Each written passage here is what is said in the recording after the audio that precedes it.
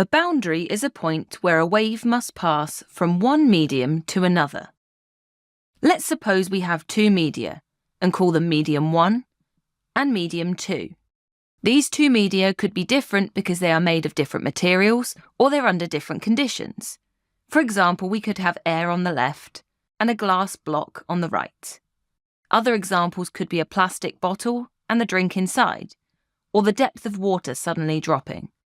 What's important is that we refer to this line where the two media meet as a boundary.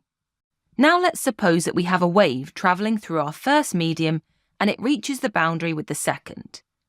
Remember that a wave is something that transfers energy without transferring matter. This could be a light wave, a sound wave, etc. There are many different things that could happen when a wave reaches a boundary like this. Let's look at them in more detail.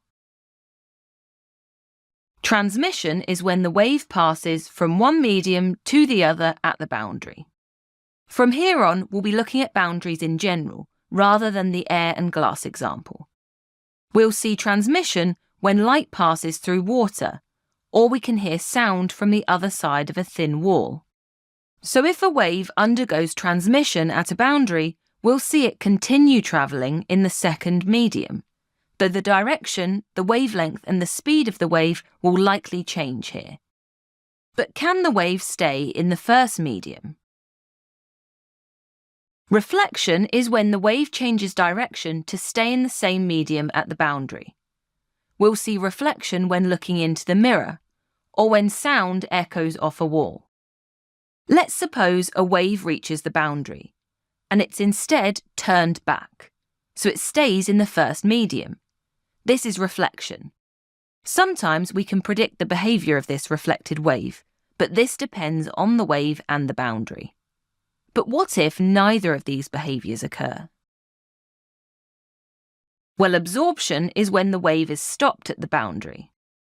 We'll see this happening in soundproof rooms, where the wall absorbs all the energy from the sound waves, or in ovens, where food absorbs infrared waves to heat up. Here we see a wave has stopped at a boundary completely. It doesn't continue into the second medium or go back into the first. This is because its energy has been absorbed by the second medium. But are these effects all independent of each other?